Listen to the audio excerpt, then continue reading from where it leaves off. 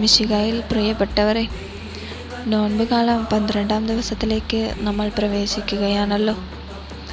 വിശുദ്ധ മത്തായിയുടെ സുവിശേഷം 7-ാം അധ്യായം 21-ാം വാക്യത്തിൽ ഇപ്രകാരം പറയുന്നുണ്ട്: കർത്താവേ, കർത്താവേ എന്ന് എന്നോട് വിളിച്ചപേക്ഷിക്കുന്നവനല്ല, എൻ്റെ സ്വർഗസ്ഥനായ പിതാവിൻ്റെ ഇഷ്ടം നിറവേറ്റുന്നവനാണ് സ്വർഗരാജ്യത്തിൽ പ്രവേശിക്കുക. ദൈവഹിതം മനസ്സിലാക്കി അതനുസരിച്ച് പ്രവർത്തിക്കുമ്പോഴാണ് ഒരുവൻ സ്വർഗരാജ്യത്തിൽ പ്രവേശിക്കുവാൻ സാധിക്കുക.